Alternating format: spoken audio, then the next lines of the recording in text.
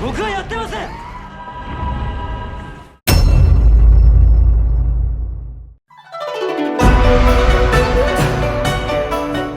Oke guys, adegan tadi adalah sedikit cuplikan dari film super keren sekaligus super seram dan bikin merinding dari Jepang yang berjudul Funohan atau Fukano no Hanzai. Film berjudul Funohan ini tayang pada tahun 2017 guys. Tapi meskipun udah lama, Mancamaya pengen tetap bahas ini buat kalian karena film satu ini beda banget sama film Jepang lainnya. Jadi pasti akan seru dan menarik untuk kalian tonton. Fukono no Hanzai ini sendiri artinya adalah kejahatan yang mustahil, dalam artian mustahil untuk diusut secara hukum gitu guys. Jadi kayak dukun santet lah kalau kita. Nah, kalau masalah persantetan dan perpeletan di Indonesia kan udah bukan hal yang baru lagi guys. Tapi ternyata di Jepang juga ada sistem kejahatan mistis yang sama seramnya dengan santet dan pelet di Indonesia yang disebut dengan Fukono no Hanzai atau Funohan. Waduh, gimana itu? Pastinya kalian bakal menikmati film ini dan terhanyut dalam alur ceritanya yang super seru sekaligus super menyeramkan. Jadi tanpa berlama-lama, ayolah kita langsung aja masuk ke pembahasan alur cerita Fukano no Hanzai atau kejahatan yang mustahil.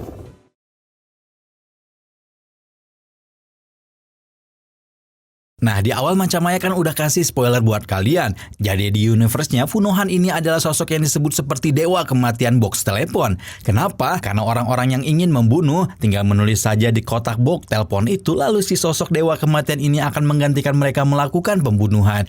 Tapi ada syarat, kalau orang-orang mau pembunuhan benar-benar terjadi, maka niat pembunuh itu harus benar-benar diyakini dan berasal dari hatinya. Waduh, baru juga di awal cerita kita udah disuguhi dengan adegan super seram begini ya. Selanjutnya cerita berganti ke dua anggota kepolisian Jepang, yaitu detektif Tada Tomoko dan bawahannya si anak detektif baru Asao Momose. Hari itu Tada dan Momose sedang melakukan penyelidikan di rumah seorang tertuduh pelaku pembunuhan yang bernama Uno Takumi. Sidik jari Uno ini ditemukan pada tali yang menjerat leher seorang wanita. Karena itulah Tada dan Momose menemui Uno untuk meminta penjelasan. Tapi belum sampai penyelidikan dimulai, Uno sudah lari terbirit-birit dan berusaha kabur dari dua detektif tersebut.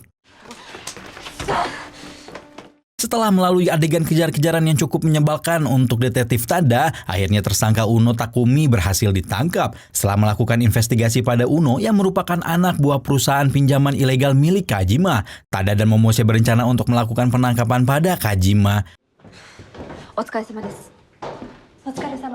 Tapi ternyata si bos perusahaan pinjaman ilegal itu ditemukan sudah mati dengan kulit melepuh. Kalau dari sudut pandang Kajima, laki-laki berwarna merah itu sengaja melepaskan toples lebah yang langsung menyerangnya hingga meninggal. Tapi dari rekaman CCTV, laki-laki itu hanya menyiramkan air biasa dan Kajima langsung berteriak kesakitan.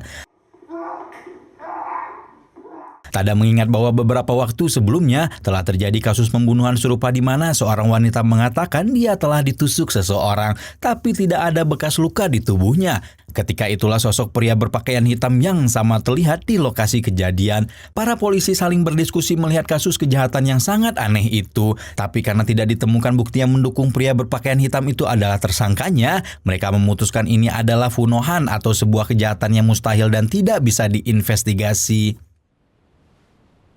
実は全身の腫れは原因不明、死因は心筋梗塞です。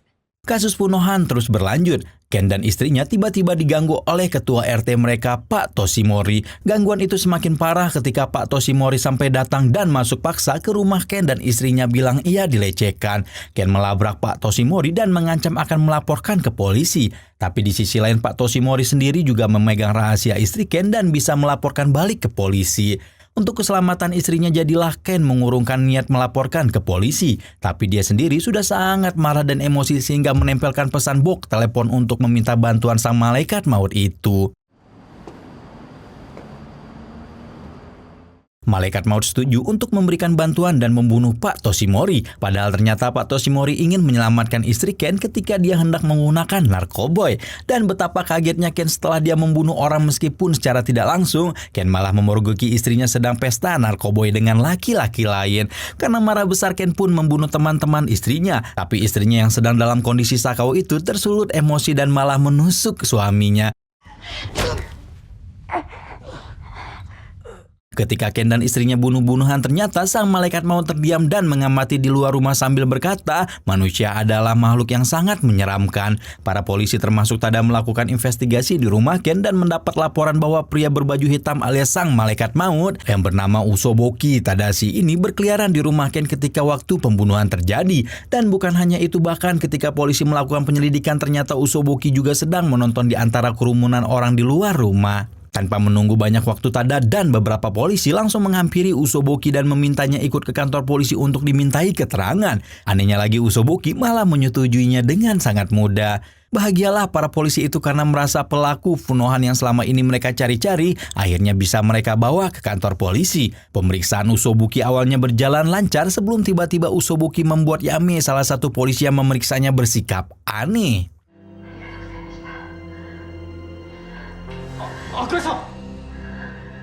Keanehan demi keanehan tidak selesai sampai di situ. Karena begitu Buyome pulang ke rumahnya, ternyata Usoboki mengikutinya dan membuat Buyome terus ketakutan hingga akhirnya bunuh diri dan menyayat tangannya sendiri. Ternyata Buyame pernah memeriksa seorang pelajar pelaku pelecehan yang merupakan anak dari Katamura, rekan sesama polisinya. Anak Katamura tersebut selalu mengatakan dia tidak melakukan kejahatan apapun hingga akhirnya bunuh diri di dalam tahanan. Sepertinya Katamura di dalam lubuk hatinya menyimpan dendam hingga akhirnya meminta Usoboki menghabisi Yame dengan Funohan. Kasumura bertemu dengan Usoboki dan berterima kasih karena telah membantunya membunuh Yame. Dia juga mengatakan akan menghentikan penyelidikan semua kasus pembunuhan yang melibatkan Funohan. Tapi ternyata plot twist lagi nih. Pertemuan berdua saja dengan Usoboki hanyalah hayalan Katamura dan ternyata dia secara tidak sadar justru mengatakan itu semua di depan teman-temannya. Ketika menyadari itu, Katamura kabur secepat mungkin dan tiba-tiba ketika itu Tada semakin yakin bahwa Usoboki memiliki kekuatan pengendalian pikiran yang memungkinkan dirinya membuat korban-korbannya ketakutan oleh pikirannya sendiri dan akhirnya mati karena berbagai cara yang seolah terlihat seperti kecelakaan. Kasus demi kasus, pembunuhan terus bermunculan hingga tiba-tiba ketika Tada sedang pulang dari acara minum-minum di kedai Takeru, seorang teman yang pernah diselamatkan oleh Tada di masa lalu, Usoboki tiba-tiba mencegatnya dan mencoba melakukan pengendalian pikiran. Tapi ternyata kekuatan pengendalian pikiran Usoboki tidak bekerja pada Tada karena detektif perempuan itu adalah manusia yang berada di dalam lingkaran pelindung. Oleh karena itulah saat investigasi hanya Yame saja terpengaruh padahal Usoboki sudah mencoba mengendalikan pikiran Tada juga. Usoboki kemudian mengatakan Tada adalah manusia yang berbeda dan satu-satunya yang bisa melenyapkan Usoboki dari dunia. Sementara itu Usoboki sedang menyelesaikan permohonan lain di mana seorang adik bernama Yu yang terpisah lama dengan kakaknya Risa merasa hidupnya tidak adil karena Risa sekarang sukses besar sementara Yu harus bekerja sebagai PSK demi bertahan hidup. Apalagi ketika Yu ingin menemui Risa, Risa justru kabur seperti malu bertemu dengannya karena sudah dibutakan oleh penyakit hati iri dengki. Akhirnya Yu meminta bantuan Dewa Kematian untuk menghabisi nyawa kakaknya. Permohonan dikabulkan dan Risa terlibat dalam sebuah kecelakaan yang cukup parah. Tada mendengar tentang kecelakaan Risa dan langsung menyimpulkan pasti kejadian tersebut merupakan perbuatan Usoboki. Untungnya kecelakaan tersebut tidak sampai menewaskan Risa dan korban hanya luka ringan. Ketika di rumah sakit, Risa membenarkan pertanyaan Tada tentang kehadiran pria berpakaian hitam sebelum Risa mengalami kecelakaan. Jujur Tada sendiri justru khawatir ketika mengetahui korban Usoboki tidak meninggal dunia karena dia takut Usoboki justru merencanakan hal yang lebih berbahaya. Setelah mengetahui bahwa dirinya adalah satu-satunya orang yang bisa membunuh Usoboki, Tada membulatkan tekad karena hukum manusia tidak akan pernah bisa menangkap pelaku pembunuhan seperti Usoboki. Maka Tada memutuskan untuk membunuhnya untuk menghentikan kejahatan yang mustahil. Tapi kemudian Momose mengatakan apakah mungkin Tada dan Usoboki memiliki kesetaraan pikiran. Tada jadi berpikiran ulang kalau dia membunuh Usoboki maka dia tidak ada bedanya dengan iblis yang telah banyak membunuh orang. Selesai diingatkan oleh Momose, Tada pun bisa sedikit tenang dan berpikiran dengan kepala dingin. Tapi sayangnya, setelah itu ketika Momose dalam perjalanan pulang kantor dan berhenti di sebuah kedai, dia menjadi korban ledakan bom dan menderita luka parah hingga harus menjalani masa kritis. Tada semakin galau dan risau karena dia mengira beberapa kasus ledakan bom termasuk yang menimpa Momose ini merupakan perbuatan dari Usoboki juga. Kembali lagi pada Risa yang selamat dari upaya pembunuhan Usoboki. Dan benar saja kekhawatiran Tada sebelumnya karena sepertinya Risa mengalami goncangan kejiwaan yang hebat yang menyebabkannya adalah kekasih atau seseorang yang dia taksir berpacaran dengan gadis lain. Risa mengamuk dan menyerang dokter yang merawatnya hingga terluka parah. Belum selesai sampai di sana, Risa juga mendengar bahwa adiknya Yu telah bunuh diri karena merasa bersalah telah meminta bantuan Dewa Kematian untuk membunuh kakaknya. Risa menyandra Wakamoto, salah satu rekan polisi Tada, dan memaksa agar Tada mengantarkan dirinya menemui Usoboki demi membalaskan dendamnya.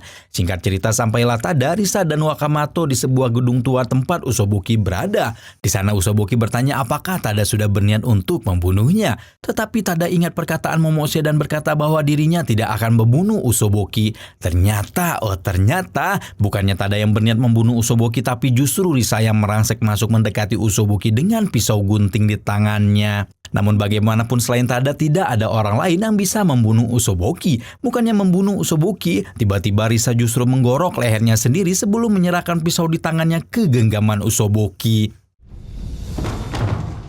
Dan ternyata, sebelum dalam keadaan tidak stabil, Risa sudah merencanakan penangkapan Usoboki dengan meletakkan alat bukti di tangannya agar seolah-olah Usoboki lah yang telah menghabisi nyawanya. Risa juga berpesan kepada Tada selama Usoboki masih hidup, banyak nyawa yang akan menghilang. Peristiwa penuh darah di gedung tua tersebut berakhir ketika rombongan kepolisian Jepang datang dan menangkap Usoboki atas tuduhan pembunuhan terhadap Risa. Tapi ternyata rencana Risa tidak berjalan seperti yang dia harapkan, karena setelah berpikir mendalam, Tada justru mengakui bahwa Usoboki tidak membunuh Risa, melainkan perempuan itu bunuh diri dan menyerahkan senjatanya kepada Usoboki. Atas keterangan Tada tersebut, Usoboki akhirnya dibebaskan. Momose belum sadarkan diri dan Tada semakin galau memikirkan cara untuk menghentikan Funohan. Ketika itu Takeru membawakan makanan ke rumah sakit yang ternyata sudah diberikan obat tidur untuk menghilangkan kesadaran Tada. Takeru yang selama ini percaya oleh Tada ternyata adalah dalang dibalik pengoboman di banyak tempat beberapa waktu belakangan. Dan kali ini pun si Takeru ini berkata dia telah meletakkan 2 bom yang telah siap meledak. Satu di kamar Momose dan satu lagi di sebuah taman kanak-kanak. Ketika Tada melemas melihat salah satu bom yang sudah dipasang Takeru meledak, tiba-tiba Usoboki datang ke gedung tempat Takeru dan Tada berada. Satu fakta baru lagi nih, ternyata Takeru juga pernah menggunakan jasa Usoboki untuk membunuh Kijima, pemilik perusahaan pinjol yang dibunuh pertama kali itu loh, yang di awal. Masih inget kan? Dan keadaan berbalik karena ini Usoboki justru datang untuk membunuh Takeru atas permintaan salah satu seniornya di warung. Tada meminta Usoboki menghentikan tindakannya karena dia ingin Takeru harus mempertanggungjawabkan perbuatannya. Tetapi karena Usoboki tidak juga berhenti, dengan sangat terpaksa Tada menusuk Usoboki dengan pisau untuk membatalkan pengendalian ingatannya kepada Takeru. Setelah memborgol Takeru di gedung, Tada langsung menuju ke rumah sakit tempat Momose dirawat dan meminta bantuan kepolisian Jepang untuk mengamankan bom yang ada di taman kanak-kanak. Sayangnya Takeru juga berhasil membebaskan diri dari borgol dan pergi ke rumah sakit. Dia juga merencanakan kejahatan lain di rumah sakit. Tapi ternyata Usoboki yang dikira sudah mati masih hidup dan mengikuti Takeru ke rumah sakit. Tada berlari secepat mungkin ke rumah sakit untuk membuang bom yang berada di kamar rawat Momose setelah menginstruksikan petugas rumah sakit untuk mengevakuasi para pasien. Sementara Tada serta kepolisian Jepang berusaha mati-matian menghentikan serangan bom. Usoboki melanjutkan rencana pembunuhannya kepada Takeru dan mengenakan pengendalian ingatan kepadanya. Usoboki membuat seolah-olah bom yang sudah disiapkan oleh Takeru tiba-tiba berada di depannya. Dan beberapa saat kemudian Takeru ditemukan meninggal dengan luka bakar di sekujur tubuhnya. Kejahatan Takeru akhirnya bisa diselesaikan, tapi Funohan masih terus berlanjut karena ternyata Tada hanya berpura-pura saja membunuh Usoboki sebelumnya. Dia hanya menusuk Usoboki di tempat yang tidak berbahaya sehingga Usoboki bisa bertahan hidup. Mereka kembali bertemu dan Usoboki bertanya kapan Tada benar-benar berniat membunuhnya, dan Tada hanya menjawab dia akan membunuh Usoboki melalui harapan.